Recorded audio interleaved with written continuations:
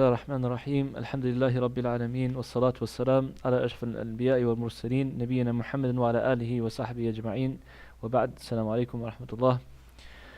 Alhamdulillah, we started the book of Umdat al-Fiqh, the foundation or the reliable source of fiqh, basically the rough translation by Ibn Qudam rahimahullah, and we finished the introduction last week in two parts. Today we'll start with the crux of the book, which is the main chapters now. So he starts with Kitab al-Tahara.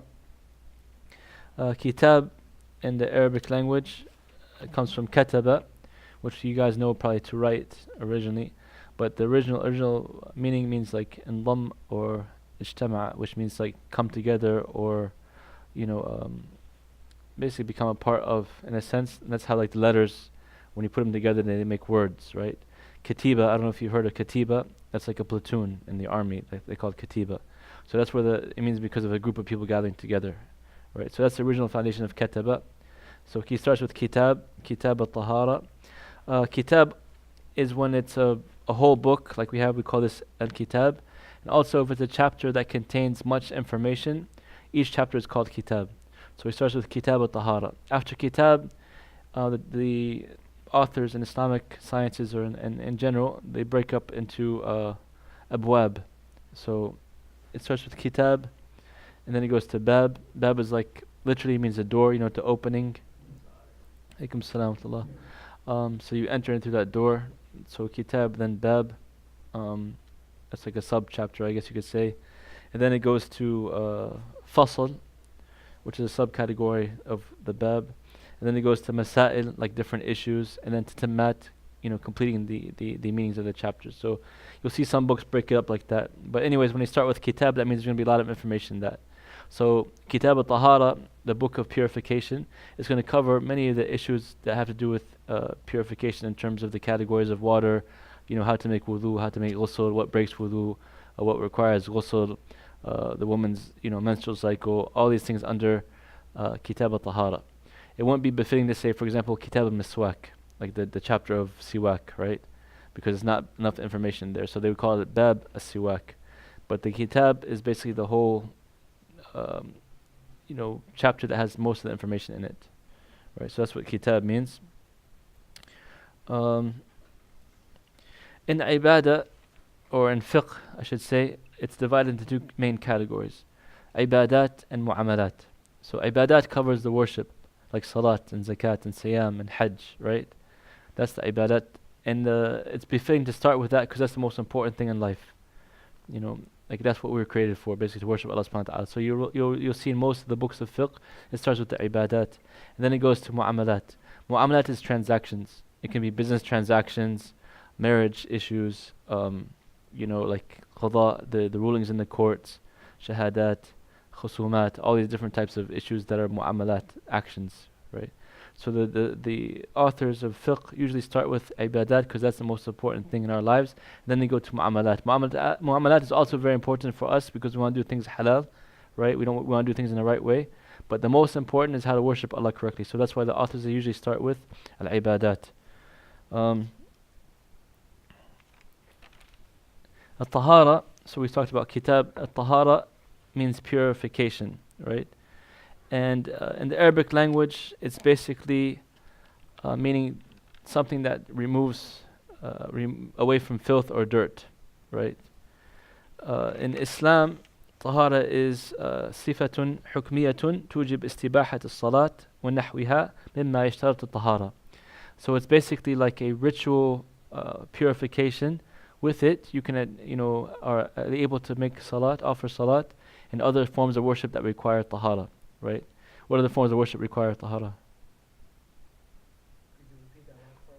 So he's saying the definition of tahara, and the linguistic definition, it's basically a naqa' min ad-danas, basically being free from filth or impurities, right?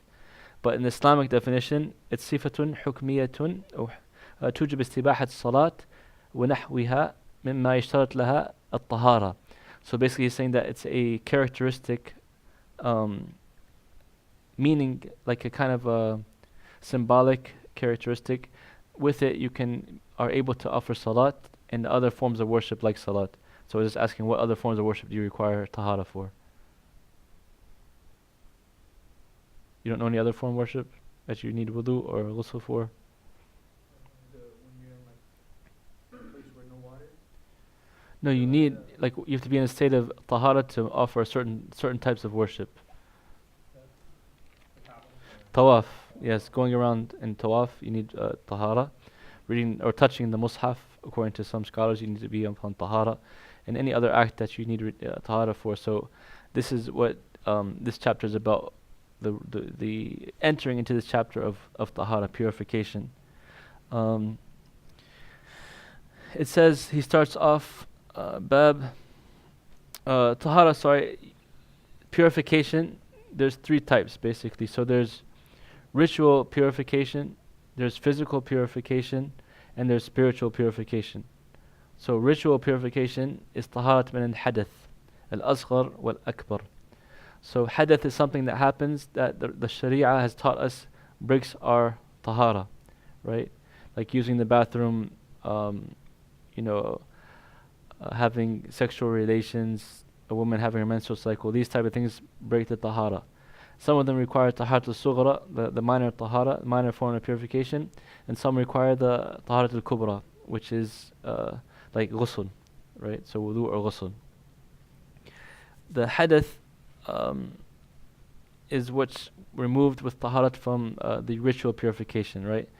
For example, if somebody, passes gas, right? You don't see the physical impurity, but it's ritual impurity, so he has to make wudu, right, for doing that. So that's taharat min al-hadath. That's the ritual purification. The physical purification, taharat min al-najasat, is like removing physical impurities, right? Physical impurities from your body, right? If you have najasa upon you, you have to wash it off before you can pray.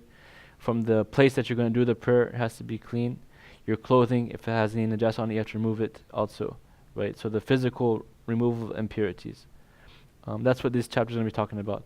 The spiritual tahara is cleansing the heart, freeing the heart from shirk and hatred and envy and lusts for lower desires and these type of things, right? That's a different subject that we covered before in our book of Ibn Qayyim rahimahullah, right? That's talking about it. But this one's going to be focusing now on Kitab al-Tahara, about the physical and the ritual impurities and removing them. Yes. I was gonna say, does dirt count like on your clothing? So, yeah, dirt is not considered. Actually, it's a form of purification. Like you can make tayammum with dirt, right? So it's not najis is basically the filth that's described by the Sharia. That's something that becomes impure. So, for example, urine or feces. Some scholars say blood, right? These type of things are considered impurities, right? But regular dirt from the earth is not an impurity. And there's a specific way of cleaning that too, right? You don't just throw it in the washer and then that's it. Yes, that's what this chapter is basically about. The first, what we can use to clean it, and how we can clean it, and basically what makes it allowing us to offer the salat.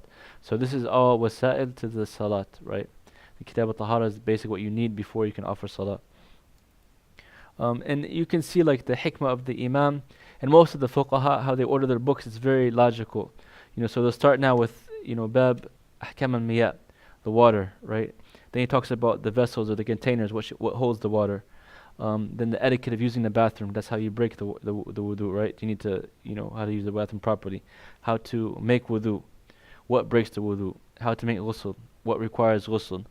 And then he talks about the tayammum, right? Wiping over the socks, the hayd, the woman's menstrual cycle, which is the major breaking of the wudu or the ghusl, requiring ghusl, and the postpartum bleeding. That's how he orders the chapters, and we're going to go through each one inshallah in a little bit of detail. So for purification, tahara, to occur, you have three requirements, right? You need something to purify with, which is what? Water, right? And if there's no water, then dirt, tayammum. Then you need the thing that's going to get purified, right? And that's either, if we're doing the ritual purification, the parts of wudu, for example, or ghusl, or the clothing or the place that we're going to pray in, right? So our personal bodies, our clothes, or the place we're going to pray in, that's to be purified. And then the third category is the way you purify yourself. So making wudu correctly or making ghusl correctly, right?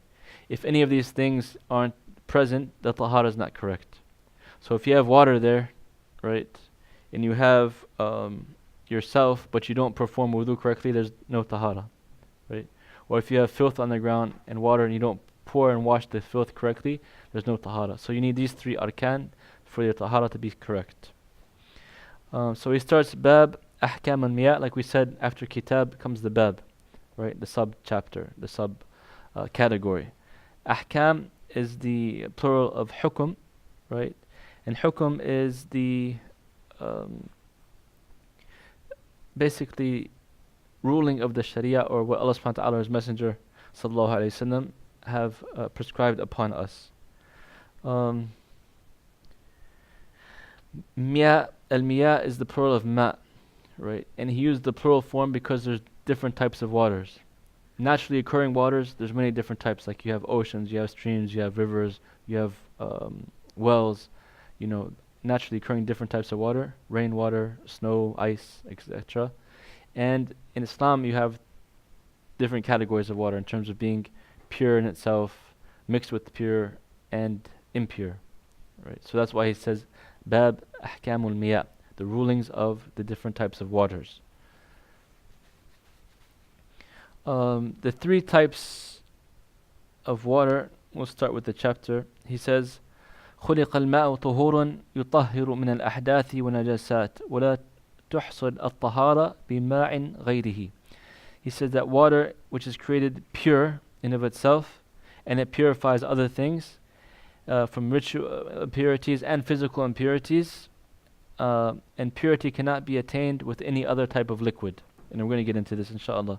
So he starts out with طهور. طهور is the water باق على أصل خلقته, so the water that was in its original forms. So like the oceans, the rivers, the lakes, the streams, rainwater that's come down from the sky, you know, ponds, even the wells, all these type of things are ma' tuhur, water that's upon its original characteristic, right?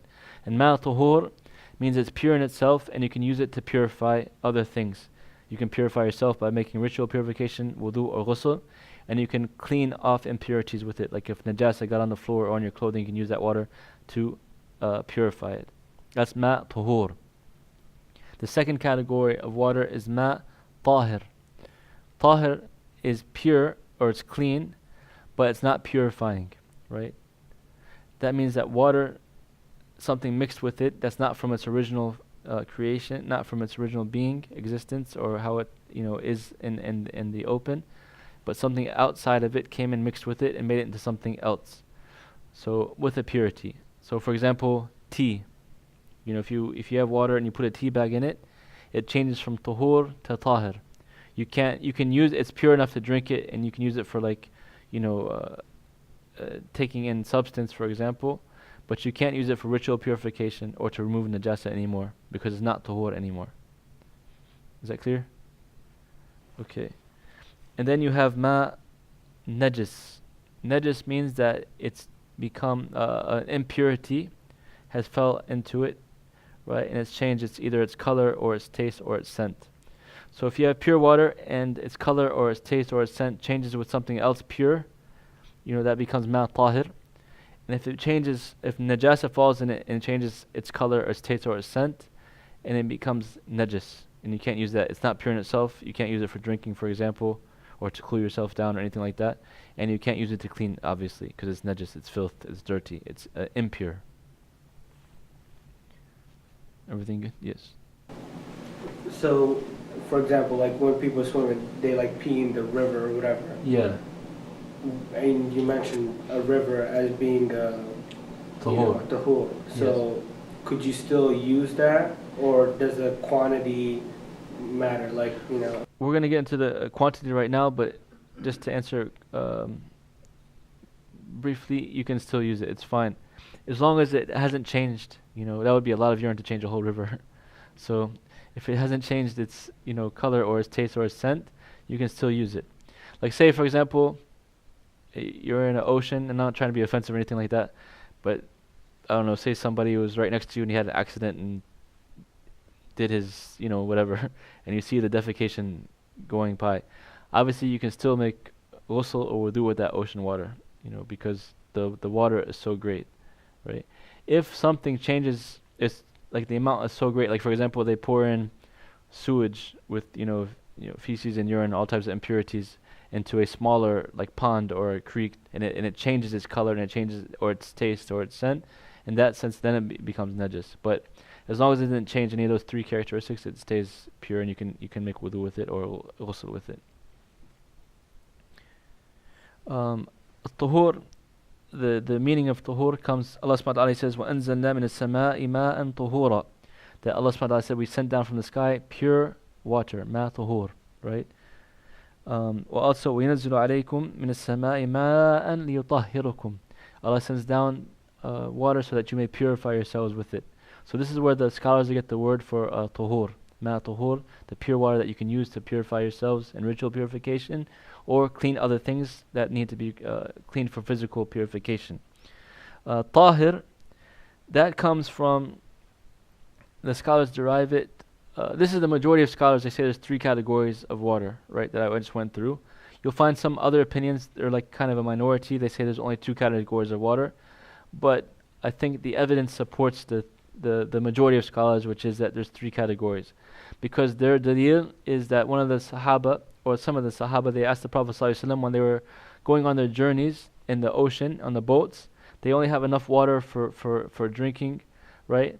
And if they made wudu with it, they would become thirsty, right? So they asked the Prophet ﷺ, is the water of the ocean permissible to make wudu with, right? And the Prophet ﷺ said, huwa tahur ma'uhu al-hallu maytatuhu, that it's water, it's pure, and its carcass, the things that die in the sea are still pure for you as well, right? So the scholars derive from that saying that the Sahaba, they knew there's some other type of category of water, because the salt water, the water with the salt is mixed with salt, the taste is different. So they knew there's something else, so that's why they asked the Prophet ﷺ. So the scholars say, therefore, the Sahaba understood that there's three categories of water. You have the pure water, which there's no doubt about, which that's existing as it came down from Allah subhanahu wa ta'ala. And then you have the water that's mixed with something else. That's why they asked it. And then you have the najis, the water that's najis, and that comes from the different hadith. The Prophet ﷺ, he showed that if any type of najasa falls upon the earth or upon your clothing, it's supposed to be removed, right? And that's like the woman, he told the Sahabiya that she had some blood for her clothing. He said to wash it with water, right, to purify it, remove the najasa. Or the Arabi, the Bedouin person who urinated in the masjid, he told the Sahaba to pour water over it to remove the najasa. So those are the three categories of water. يطهر من الأحداث والنجاسات. الأحداث, we mentioned, those things that break your ritual purification, right? In terms of passing gas or touching your private part or having anything coming out of the two pathways, urination and defecation. If you have najasa coming out of your body, other than the two normal pathways, sometimes like if you have a deep flesh wound, according to some scholars, that requires wudu. These type of things, or for ghusl, if a person has sexual intercourse, or if a woman has her menstrual cycle, these are ahdath. Ahdath sughra, which I mentioned first, and ahdath kubra, which require ghusl. If you have, like the Prophet ﷺ, this comes from the hadith, لا يقبل الله صلاة أحدكم إذا أحدث حتى يتوضأ, that Allah subhanahu wa ta'ala will not accept the salat of any of you if he has hadath, what I just mentioned, until he makes wudu. So that's where the scholars, they get that term hadatha from. ولا تحصل الطهارة بماء غيره. So purification is not achieved by anything other than water, right? There's an issue or difference amongst the scholars. The majority of scholars, like the Malikiya, the Hanabila, which is this Imam's main madhab, and the Shafi'iyya, I believe, they say that if najasa is present, or to make purification, you need to use water, only water, to remove it, right? So if you have chemicals, or say you like poured orange juice or tea, it might have physically gotten rid of that najasa, but these scholars say that the purification is not achieved because you're not using water. Like we use our rulings according to the Sharia, so the terms that we learn, that the Prophet ﷺ taught us to clean or to achieve purity, tahara, is to use water, right? You'll find another opinion. I'm just telling you. Like I don't want to expand too much in the different opinions, but if there's some, I will mention it just so you know. There's other opinions out there. So like Ibn Taymiyyah and I think some of the Hanafiya, they say that if you use something and it achieves purity, so for example like chemicals, or you put your clothes in a dry cleaners, something like that. If this achieves the removal of najasa or the filth, it becomes pure, and even though it's not water, specifically water, right? But to be safe, it's always better to go with the jumhur, the majority of scholars, and it's a form of worship. So what we have from the text from the Quran and the Sunnah is the Prophet ﷺ taught us to use water to remove to achieve ritual purification and to remove physical impurities. Is that clear? But what about like say urine, right? What that scent still will be there if you just use water. So don't you think you will still need some type of chemicals? No, if you use water to achieve to wash it out, it won't. The scent won't remain like. Yeah. Because like some stuff that that smell will just still be there. Yeah. So sometimes if you have traces, like a tiny trace of scent or a tiny trace, for example, of say there's blood on the clothing, the scholars, they say that you wash it to the point where no more blood is coming out. So there might be like a stain there that never comes out, but you've achieved purification by washing it with the water, right? Or they said like when the dogs, lick a bowl, for example, you're supposed to wash it 7 times, 1 time with dirt, right? Even though you might not physically see the najasa, but it's the purity is achieved by following that. Or most things, for achieving the purity, you have to wash it 3 times, right? You've achieved your goal in terms of purification. فإذا بلغ الماء قلتين أو كان جاريا لم ينجسه شيئا إلا ما غير لونه أو طعمه أو ريحه وما سوى ذلك ينجس بمخالة نجاسة والقلتان ما قارب 108 أرطال بدمشق. So he's saying that when the water amount is equal to قلتين, and we'll talk about قلتين, nothing can render it impure except if it changes its taste, its color, its taste, or its scent, right? And qullatain, according to this Imam, is approximately 108 Damascus pounds. According to like our measures, is about between 43 and 50 gallons of water. So a great amount of water, basically. So the Imam is saying that if the water reaches that level, qullatain, approximately 50 gallons, 40 to 50 gallons of water, and it does, and najasa falls into it, it does not become impure, unless it changes what? Its color, taste, or scent, right? If it changes one of those 3 awsaf, 3 characteristics, then it becomes whatever it's changed with. So if something pure falls into the water, like say rose water, right? Say like, I don't know, somebody poured in, it was 50 gallons of water, and they poured in 20 gallons of rose water and it mixed with it, and then the taste and the scent changed it to rose water. In that sense, it becomes tahir, right? Because it's changed one of its 3 characteristics. You can't use that for purification purposes anymore. Or if it changes with najasa, right? If like we said, sewage, they poured tons of sewage into that, above qullatain, and it changed one of its 3 characteristics. And that way it becomes najis also, you can't use it. But in general, if it's above qullatain or more, like 40, 50 gallons or more, and something falls into it, if it doesn't change any of those 3 characteristics, it's pure, right? That's the jumhur or the ijma' of the ulama almost. Basically, all the scholars are agreement upon that.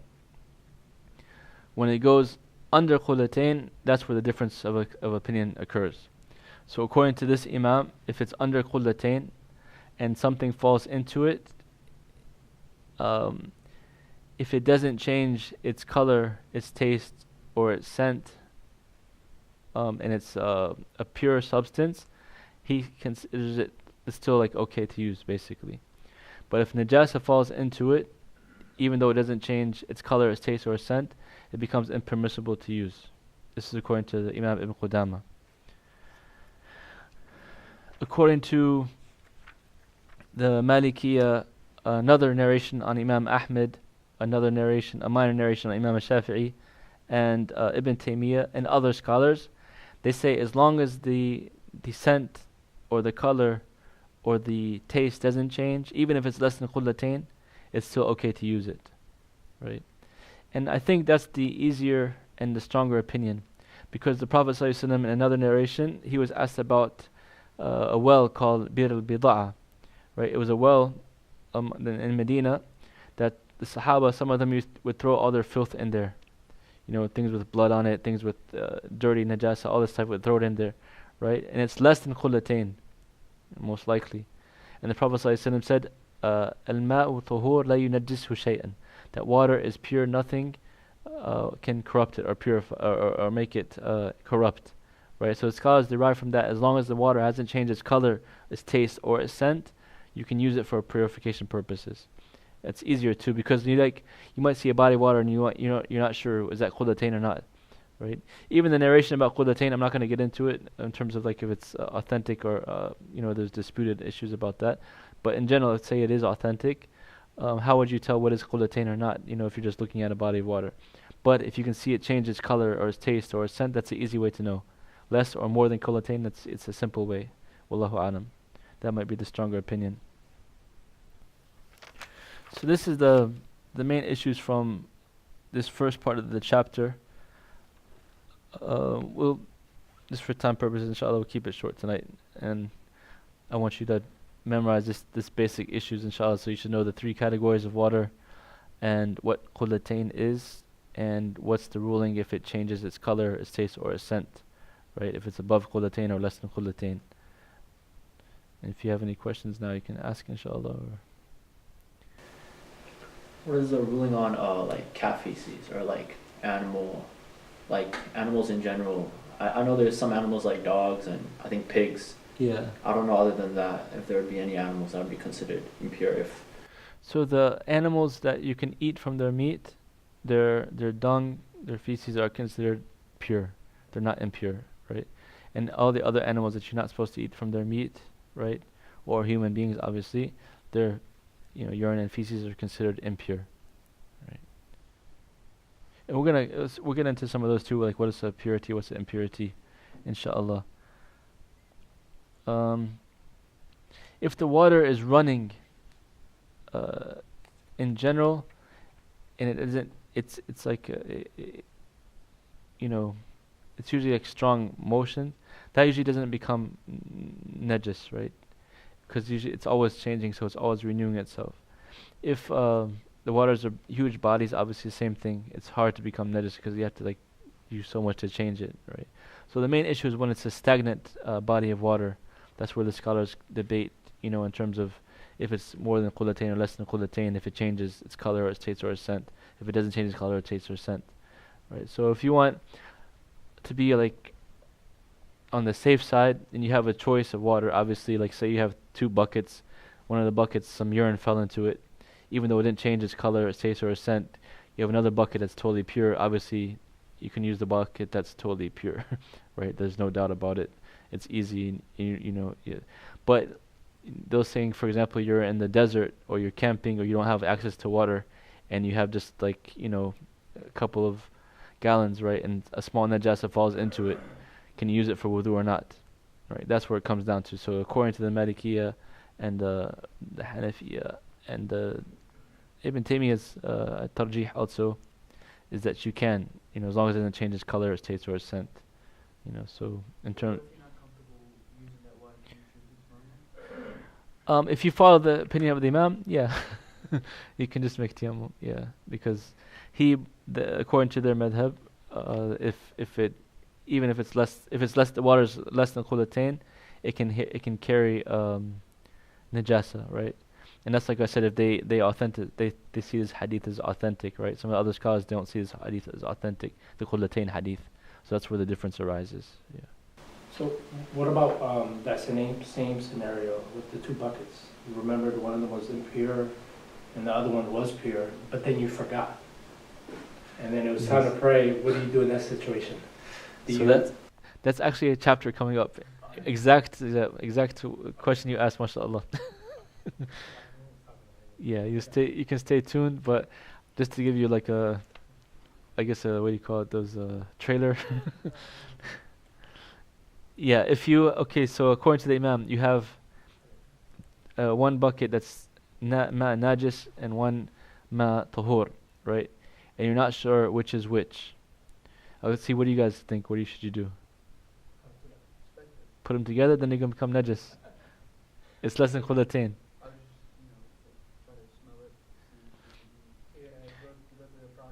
You can't smell it, you don't see the taste, but according to the, you say tayammum?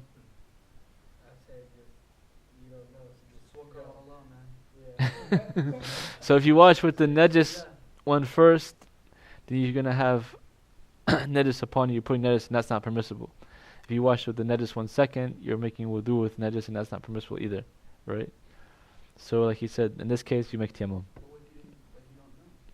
You make tayammum. Yeah, because tayammum is yaqeen, you're certain, right? The other way, you'll be putting najasa on you one way or the other. So to avoid that, the scholars, according to Imam here, is that you make tayammum. If it was najis, astaghfirullah, if it was tahur and tahir, according to the Imam, we'll read it also.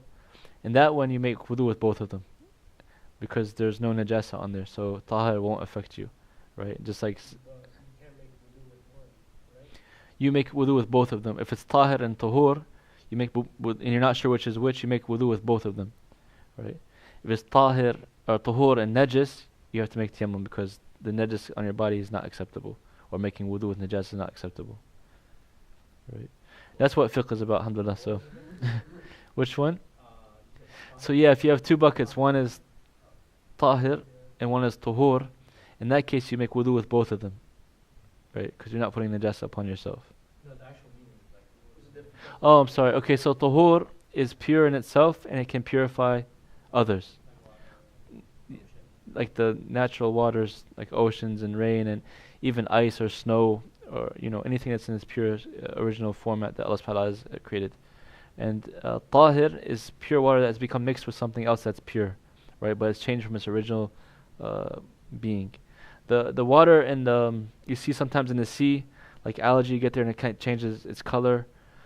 That's naturally occurring substance, so that's not affected. You could still use that water, right?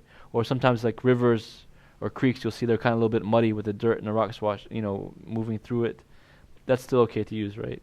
I mean, it's changing with something like an outside foreign substance changes it. So if I have like a bucket of water and I put some rose water into it and it changes its taste, you can't use that water anymore for purification purposes, right? You can use it to drink because it's tahir, but you can't use it for making wudu or removing other filth. So if you guys inshallah get the PDF version and just read the first chapter, this first part, and then we'll get more detail and I'll move a little bit faster next dars inshallah. Right. So is this the same book you used when you first showed us? Yeah, that was the introduction. Okay. Yeah. So You have the PDF in the WhatsApp group? Or do you have to purchase it? The PDF is in the WhatsApp, and you can purchase it as well if you want on Amazon. Yeah, I think you're in the group, right? Or okay, inshallah.